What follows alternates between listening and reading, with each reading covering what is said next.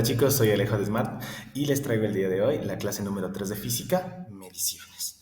Chévere, nosotros habíamos hablado en la primera clase acerca de qué era medir. Si ustedes se acuerdan, medir era comparar, ¿cierto? Y cuando yo te hablo de comparar, ¿qué es? Comparar quién con quién. Nosotros comparábamos algo de una magnitud con un instrumento de medición. Siempre el ejemplo que he puesto yo es, tengo la pizarra y yo quiero medir la pizarra. ¿Cómo medíamos nosotros la pizarra? Ah, chévere, profe, voy a ir a traer mi regla y voy a medir la pizarra, ¿cierto? Ah, es una forma. O si no, el otro yo voy a traer mi flexómetro y vamos a medir la pizarra, ¿cierto? Todo chévere. Entonces, yo puedo medir con estos instrumentos.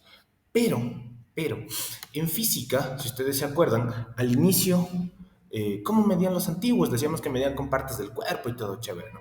Pero ahí entra un determinante, ¿no? Para las mediciones. Y es una cosa que se llama la sensibilidad del instrumento de medición. Por ejemplo, yo te digo acá, mi cuarta mide 20 centímetros. Ah, chévere, entonces vamos a medir cosas. Yo tengo acá mi celular y lo pongo encima. ¿Qué certeza tengo el rato que yo pongo la cuarta encima del celular? Veo que el celular es más pequeño. Ah, entonces el celular mide menos de 20 centímetros. No sé si mide 10, no sé si mide 5, no sé si mide 1, no sé si mide 2, mide 12, mide 15, no sé, pero mide menos de 20. Esa es mi certeza.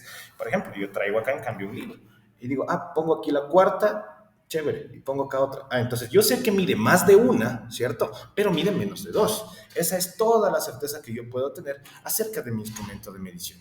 No puedo conocer absolutamente nada más. Esa es la sensibilidad que tiene. Ahora, en cambio, si yo pongo una regla, ¿qué puedo conocer? Puedo conocer que, esto mide 12.5, 12.4, 12.3, etcétera, pero me va a dar incluso precisión en milímetros, centímetros y milímetros. Y lo mismo va a pasar el momento en el que yo ponga con mi libro, ¿cierto? Pongo acá la regla y me va a decir, entonces mide 30, y no me va a decir mide más de 30, mide menos de 15, me va a dar una medida de precisión. Pero si yo agarro y, por ejemplo, quiero medir un componente de estos, uno de estos procesadores que tienen los celulares adentro, son súper pequeñitos. ¿Yo podré medir eso con una regla? Ah, no, no puedo, ¿cierto? Entonces, ¿qué es lo que me va a quedar? Me va a quedar utilizar una medida mucho más pequeña. Por ejemplo, normalmente estos procesadores, el chiste es que tienen medidas de nanómetros. Voy a encontrarme que un procesador puede llegar a medir un nanómetro, etcétera, etcétera, etcétera. Entonces, nos podemos encontrar de una o de otra manera con instrumentos que van a tener un valor mayor de precisión, ¿cierto? Con estos aparatitos que se calibran dándoles de vueltas unas perillas, y yo con eso voy a encontrarme más precisión todavía. Pero, pero, vamos a ver. Esta precisión y esta sensibilidad del aparato me va a encontrar a mí con errores de medición. ¿Qué son los errores de medición? Chévere. Un error de medición, decimos nosotros que se va a diferenciar en un montón de categorías. ¿Qué tipos de errores nomás tenemos nosotros? Vamos a encontrar el error sistemático en primer lugar. ¿Qué es el error sistemático? Se debe a una calibración incorrecta del instrumento. ¿A qué me refiero con eso? Por ejemplo, si yo no pongo bien la agujita de la balanza donde marca el cero, sino que le pongo antes, le pongo después, es una mala calibración y no me va a dar la masa real de lo que estés pesando. Y pasa lo mismo si yo, en lugar de medir la regla desde el cero, mido la regla desde el uno o mido la regla desde donde no está numerada. Es una mala calibración y no me va a dar la medida real. Número uno. Dos, los errores aleatorios. ¿De qué dependen los errores aleatorios? Van a depender de el instrumento que nosotros tengamos, y sobre todo son muy azarosos en realidad. Puede ser un error aleatorio que se me mueva la masa que estoy pesando, puede ser que de un momento a otro se pierda un pedazo, lo que queda encima de la balanza de la medición anterior, cosas que son completamente azarosas, pero hasta cierto punto son evitables. Luego, los errores de lectura y paralelaje. ¿A qué me refiero con estos errores de lectura y paralelaje? Son cuando nosotros hacemos una mala toma de lectura del aparato. Es un error completamente humano. Así de fácil. Si yo tengo que pesa 23,233 kilogramos y yo el rato de hacer la lectura peso 23,332 kilogramos, esto es mi culpa directamente y es un error completamente humano. Y luego vas a encontrarte con los errores de aproximación que se dan solamente al momento de que nosotros aproximamos. Vale, eso ya vamos a revisar en los próximos minutos. Siguiente, el error absoluto y el error relativo. Estos errores de acá, ¿qué naturaleza van a tener? Van a ser de naturaleza aleatoria. Son errores que aparecen por el simple hecho de medir. Y nosotros, cuando queremos hacer una medición precisa, sobre todo para física o para cualquier otro campo de la ciencia, queremos hacer un montón de mediciones. para ver si es verdad que pesa lo que pesa, o si no, yo tomo la primera medición y justo se me da un error, ¿cierto? No puedo darme ese lujo. Entonces, busco yo medir un montón de veces y ahí aparecen estos errores. En primer lugar, el error absoluto, ¿qué es? Me dice que es la diferencia positiva. Cuando yo te hablo de diferencia, te estoy hablando de una resta, ¿cierto? Y cuando te digo positiva, ¿qué te estoy diciendo? Que saques el valor absoluto, porque si tú te acuerdas, el valor absoluto de cualquier número es ese mismo número, pero sin el signo. Hasta ahí estamos, ¿no? Ya vamos a ver qué más. Ahora, ¿entre quién y quién? El valor verdadero y el valor medido. Veamos quiénes son estos nuevos protagonistas que tenemos. Cuando yo te hablo de valor medido, te estoy hablando de lo que yo tome en la medición. Lo que a mí me marcó mi balanza es el valor medido. Lo que a mí me salió en la regla es el valor medido, ¿cierto? Lo que yo vi en el termómetro es el valor medido. Facilito. Ahora, ¿qué es esto de valor verdadero? Ustedes deben haber visto en algún, cuando compran algo en la tienda, por ejemplo, yo siempre pongo el ejemplo de las rufles, ¿no? ¿Qué te marca la fundita? La fundita te dice 45 gramos, pero ustedes creen que absolutamente todas las rufles tienen 45 gramos. No, las máquinas no son perfectas, las personas que empacan no son perfectas, las papas en sí no son perfectas. Entonces, no van a tener todas 45 gramos, van a tener 45.1, 44.9, pero tampoco en una funda de 45 gramos me van a venir 2 gramos o me va a venir un kilo. ¿Cierto? Tienen cierto grado de imprecisión, pero tampoco es mucha. Entonces, el valor verdadero es ese que me viene marcado en la caja. Y el valor medido es lo que yo hago cuando saco de la caja y lo pongo en una balanza. Facilito. Oiga, profe, pero ¿y si yo quiero hacer una medición empírica y no tengo ninguna caja, ninguna funda, ningún empaque que me diga cuánto hay dentro? Ah, ahí tengo otro ejemplo. Entonces, por ejemplo, digamos que nosotros queremos medir la estatura de un grupo de personas, ¿cierto? Y todos sabemos que hay gente más alta, hay gente más pequeña, etcétera, etcétera. Pero, ¿de dónde voy a conseguir yo el valor verdadero en un grupo de personas? Siempre le vamos a conseguir de la media, o sea, el promedio de todos los valores medidos. Entonces, yo los agarro a ustedes como un curso y los pongo a medirse toditos. Agarro las mediciones y divido para el número de personas que estén. Ya, con eso yo me voy a encontrar con una buena aproximación. ¿Para qué? Para el valor verdadero de la estatura media del país. Se acabó el problema. El valor verdadero puede ser o lo que está marcado en el empaque, 1, o la media de todas las mediciones, 2. Chévere, sigamos. Ahora, el error relativo. El error relativo lo único que me va a indicar es qué tan cerca o qué tan lejos en porcentaje estamos de la medición real. Entonces, por ejemplo, yo te digo, estoy haciendo una lámina de dibujo técnico y me equivoco por 1 centímetro. Hago el margen aquí y tenía que hacerlo acá. Y yo aquí tengo 1 centímetro. ¿Ustedes creen que ese centímetro se nota? Sí, obviamente se nota. Y probablemente me saque una mala nota por haber hecho mala lámina. Pero si en cambio yo tengo una carretera así de estas larguísimas, así como la Vía La Costa, así como estas, y me dicen, ah, oiga, ingeniero, es que se equivocó 1 centímetro en la parte del bordillo, está 1 centímetro para adentro. ¿Ustedes creen que importa en una carretera de 5, de 10 metros de ancho, 1 centímetro? ¿O creen que importa más este centímetro en una hoja de 50 centímetros? Ah, no es lo mismo, ¿cierto? Yo el otro ejemplo que ponía es siempre, oiga, mami, es que me faltó 1 libra. ¿1 libra de qué? Si yo te mandé a comprar 2 libras de arroz y tú me trajiste solo una, te faltó 1 libra. Ay, tu mamá se va a enojar porque te faltó un poco, te faltó exactamente la mitad, ¿cierto? Pero en cambio, si yo tengo que ir a comprar, por ejemplo, para vender para una tienda, yo tengo que ir a comprar quintales y quintales de arroz y me faltó 1 libra. Es como decir, sí, ya te faltó 1 libra, pero tengo el resto, ¿cierto? Tengo los otros 20 quintales, te faltó 1 libra. Ah, no hay problema. Entonces vemos que esa es la medición relativa. Depende del tamaño de la medición original que hayamos estado haciendo nosotros. Si la medición es grande, normalmente un error muy pequeño no se nota, pero si la medición es pequeña y yo tengo un error pequeño, se nota muchísimo. Por eso se llama error relativo. ¿Cómo calculamos el error relativo?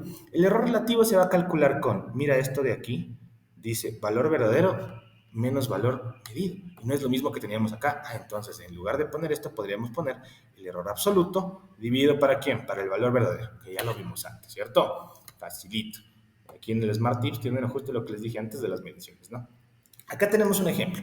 Me dice, si quiero medir la masa de una bolsa de harina y la etiqueta marca 500 gramos, pero al ponerla en una balanza me devuelve 502, Esto que la etiqueta marca, ¿cómo se llamaba? Esto que la etiqueta marcaba se llamaba valor verdadero. Y el rato que yo hago el peso, ya que la balanza me devuelve algo, esto de aquí era valor medido. Este era valor verdadero, este de aquí era valor medido. Chévere, entonces me decía, la diferencia positiva, valor verdadero, 500 gramos, pongo los 500, menos valor medido, 502, menos 502. Entonces, 500 menos 502, menos 2, valor absoluto de menos 2, 2. Y esto de aquí es el error absoluto, 2 gramos. El error absoluto, prohibido olvidarse, siempre, de los siempre, tiene unidades. Siempre, porque estoy midiendo en las mismas unidades que se realizó la medición. Se acabó el problema. Ahora, tú le puedes encontrar así, como error absoluto es igual a 2 gramos. O si no, la otra forma en la que puedes marcar el error absoluto sería así. Si yo tengo 500 gramos, que es lo que me marca la bolsa, podría ponerle más menos 2 gramos. Y esto de aquí es la medida de imprecisión que tiene, ¿cierto? Ahora, sigamos con el error relativo. ¿El error relativo qué era? El mismo error absoluto que ya calculaste, o sea, esto de aquí, dividido ¿para quién? Para el valor verdadero, que eran 500. Y si tú te das cuenta, mira, aquí pasa algo interesante. Gramos de arriba con gramos de abajo, chao. 2 dividido para 500, 0.04. Está bien en decimal, está correcto en decimal. Pero normalmente se lo va a encontrar así, en forma de porcentaje, porque es más intuitivo saber que me equivoqué en menos del 1% de la medición o me equivoqué en el 50% de la medición, como en el ejemplo de antes de las libras de arroz, ¿cierto? Facilito. Ahora, trabajemos acá con este ejemplo. Yo tengo que un anemómetro mide la velocidad del viento en la ciudad de Manta. Se requiere determinar el error absoluto y el error relativo que tiene la medición. Tras 5 registros se han obtenido estos datos: 18,8, 18,9, 19, 19 y 19,30. ¿Tengo un valor verdadero?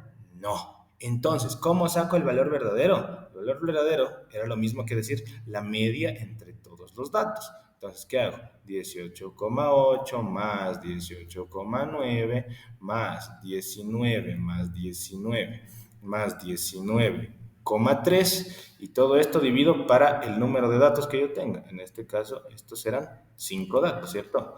Facilito. Ustedes, si me siguen la onda, vamos a encontrar que el valor verdadero era igual a 19 kilómetros por hora.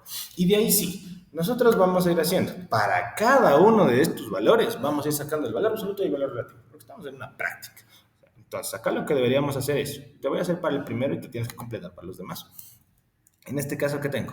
Me dicen que, bueno, para la primera medición, que sería de 18,8 kilómetros por hora, ¿qué tengo que hacer? Encontrar la diferencia positiva entre esto, que es el valor medido, y quién, y el valor verdadero. Entonces, ¿qué hago? 19 kilómetros por hora menos 18,8 kilómetros por hora, valor absoluto.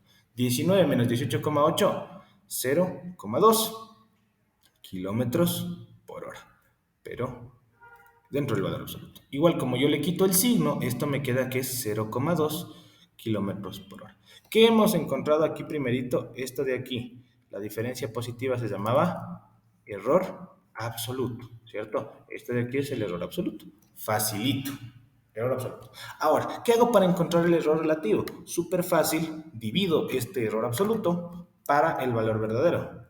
0,2 kilómetros por hora, lo divido para valor verdadero 19 kilómetros por hora. Kilómetros de arriba con kilómetros de abajo, y me queda 0,2 dividido para 19, 1, bueno, y multiplico por 100, ¿no? Para dejarlo en porcentaje. Y ahí sí me queda 1,05%. ¿Y esto de acá qué es? Esto de acá es considerado como el error relativo. Facilito. Ahora, esto de aquí, yo en clase les hice una tabla, ¿cierto? Si ustedes se acuerdan, hicimos aquí la medición 1 tanto, la medición 2 tanto, y aquí anotábamos la medición 18,8.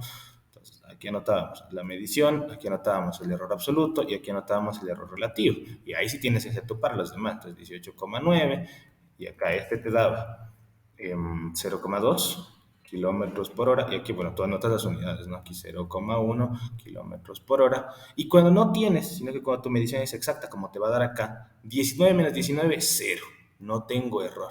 Y si no tengo error absoluto, tampoco tengo error relativo. Se acabó el problema. Sigamos con la clase. Yo tengo acá esta parte, lo de las cifras significativas.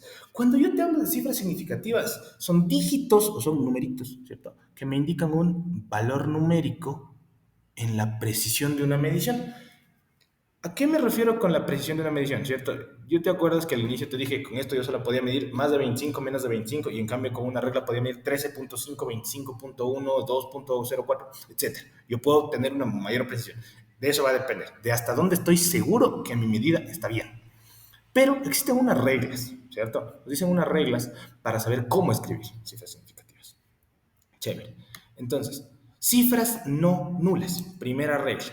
Todos los números que no sean ceros son considerados cifras significativas. Por ejemplo, yo tengo acá este 00215,1. ¿Cuántas cifras significativas tiene? Mira, este no es, 1, 2, 3, 4 cifras significativas. Facilito la primera regla. Chévere, segunda.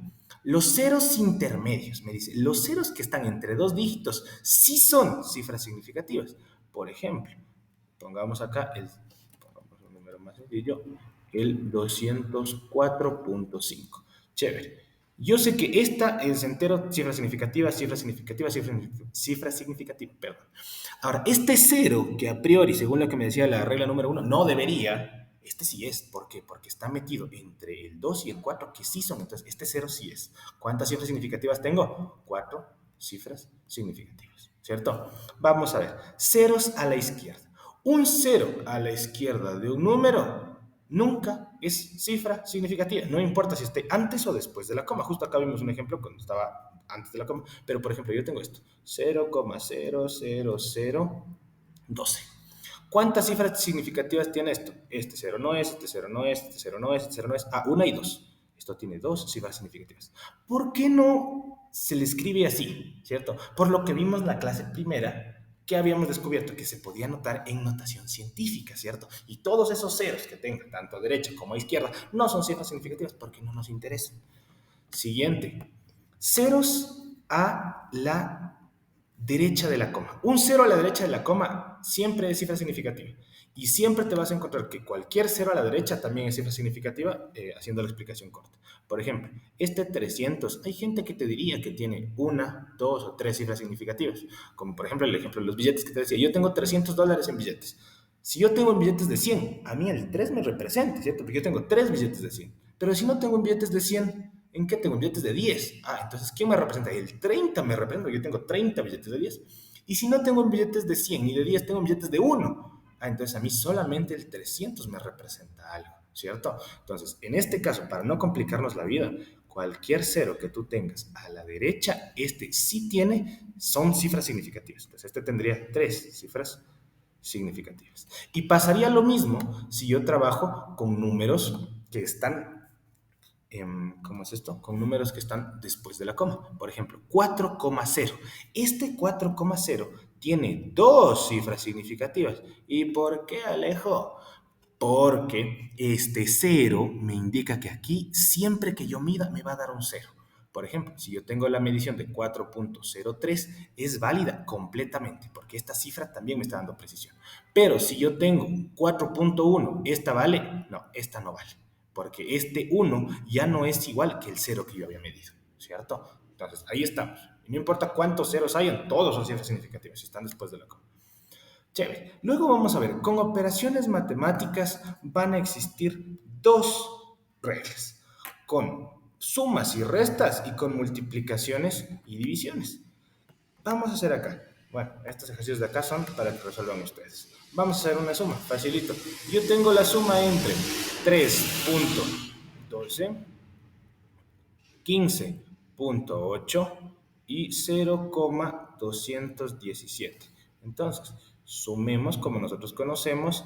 7 aquí, aquí me quedan 3, aquí voy 1, llevo 1, 15 y 3, 18 y 1, 19. Chévere, pareciera que estoy dando clase a niños chiquitos. Entonces, ¿qué me encuentro yo acá? Con que siempre que yo tenga sumas o restas, no voy a medir cifras significativas, sino que voy a contar decimales. Siendo un decimal, cualquier número que se encuentre después de qué, después de la coma. Se acabó el problema. Entonces, este de aquí, ¿cuántos decimales tiene? 2, este tiene 1 y este tiene 3. Y la respuesta que a mí me salga acá abajo, siempre de los siempre, va a tener la misma cantidad de decimales que de los factores que tú tenías arriba, el que menos tenga. Entonces, ¿quién es el que menos tiene de los de arriba? este que tiene una, ¿cierto? Entonces, ¿con cuántas voy a anotar mi respuesta? Con una, o sea que la corto por aquí. Si es que tengo que aproximar, yo aproximo. Si no, no hay necesidad. 19.1. Se acabó el problema. Con sumas y restas. Ahora, resolvamos una multiplicación. Les voy a ayudar haciendo este B, lo vamos a hacer acá abajo. Dice 2,0 por 31,206, ¿cierto? Entonces, 2 por 31 son 62,412. Chévere. Pero ahora yo acá sí voy a contar cifras significativas. En sumas y restas, ¿tú qué cuentas? Tú cuentas decimales. En multiplicaciones y divisiones, bueno, potencias, raíces, etcétera, lo que involucre en multiplicaciones y divisiones, ¿tú qué cuentas? Ahí sí cuentas cifras significativas. ¿Cuántas tiene? Este de aquí tiene 2 cifras significativas. ¿Y este de acá cuántas tiene? Este tiene 5 cifras significativas. ¿Cierto? Facilito. ¿Cómo vamos a anotar la respuesta? La respuesta va a tener la misma cantidad de cifras significativas que el menor de los factores de arriba. En este caso, bueno, y siempre empiezas a contar desde la izquierda, obviamente. No quería que 2 por 31 la respuesta sea 0,12. Entonces yo empiezo a contar siempre de izquierda a derecha. Así, facilito. ¿Qué más tenemos que hacer? Ahora sí, ¿por dónde cortamos? Cortamos por aquí, ¿cierto? Y la respuesta me quedaría final 62, trabajando con cifras significativas. Chévere. Oiga, Alejo, y ahora, ¿y si yo tengo que aproximar? ¿Y si aquí no me queda 62.400, sino que 62.700? ¿Qué pasaría? Entonces eso yo lo aproximo a 63. Pero esto es lo que vamos a ver ahorita. ¿Cómo aproximar? ¿Cómo aproximar? Nosotros aprendimos en la escuelita los números a partir, mejor dicho, desde el 5. Yo tenía todos los que estaban por debajo del 5, es el 4, 3, 2 y 1, redondeaban a un lugar. Y los que estaban por encima del 5, o sea, el 6, 7, 8 y 9, redondeaban a otro lugar. Pero el 5 es especial. Algunos colegios les dijeron, no, es que el 5 redondea hacia arriba. Y otros, no, es que el 5 redondea hacia abajo. Vamos a ver eso. Cuando yo te digo que redondea a la alta o que redondea a la baja, te estoy diciendo algo. Acá yo redondeo a la alta. ¿Eso qué es? Que yo sumo 1. Y cuando yo te digo redondea a la baja, quiere decir que se queda como está. No resto, aproximando yo nunca resto, solamente sumo. Por ejemplo, voy a redondear todo al entero más cercano para que no te me pierdas. Vamos a ver. Entonces yo tendría 24,7, redondeando al entero, ¿no? ¿Esto qué me queda? Al 25. Tengo 2,91. Este 1 ni siquiera me importa, estoy redondeando al entero. Solamente me cuenta el número que está precisamente anterior al corte que yo hice. Entonces, este 9 hace que el 2 vaya al 3. El resto de números no me interesa. Chévere. ¿Y qué pasa cuando yo en cambio me quedo por debajo? Por ejemplo, tengo 0,2. Al entero más cercano, ¿a cuánto redondea? Al 0. ¿Cierto? Ahora, yo tengo acá 5,4. Al entero más cercano, ¿a cuánto redondea? Bueno, pongámosle 5,41. Igual, este 1 no me interesa, solo este 4. ¿A dónde voy? El 5. Facilito. Y pasaría lo mismo si me piden redondear, por ejemplo, a una cierta cantidad de cifras significativas. Me dicen, yo quiero redondear 0,21342 a 3 cifras significativas. ¿Por dónde corto? Por aquí. ¿Y qué me queda? Este 4 lo hace redondear a la baja, me queda 0,213, ¿cierto? O me piden 0,7571, redondearlo a 2 cifras significativas. Este 7 lo hace redondear a este 5 a la alta, ¿cierto? Entonces, ¿qué me queda? 0,76. Estamos con eso. Ahora, ¿qué pasa con el 5? El 5 es un numerito bien especial, porque el 5 cumple la tercera de las reglas, ¿no? De redondeo. Yo tenía que estas redondean a la alta, estas redondean a la baja. Pero el 5, ¿qué pasa? El 5 va a depender de lo que tenga antes. Si el 5 antes encuentra un número par, va a redondear a la baja. Y si se encuentra un número impar, va a redondear a la alta. Vamos a ver eso. Por ejemplo, yo tengo acá que es 24,5 y redondeo al entero más cercano, y acá tengo 25,5 y yo redondeo al entero más cercano. Mira, como antes del 5 tú tienes este 4 que es par, se queda, redondea a la baja, va al 24. Y mira acá, como antes del 5 yo tengo este otro 5 que es impar, entonces este sí redondea a la alta, entonces esto va al 26. Esa es la regla del par impar.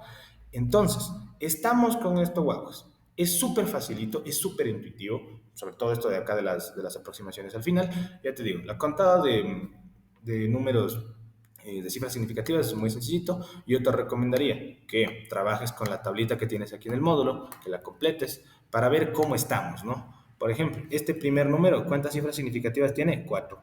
¿Qué pasa cuando significa? Ya te dije, los ceros a la izquierda no cuentan, los ceros a la derecha antes de la coma tampoco te van a contar. Entonces, siempre que yo tenga cifras significativas, solamente cuento las cifras significativas de la mantisa, cuando tenga notación científica. En este caso, 4.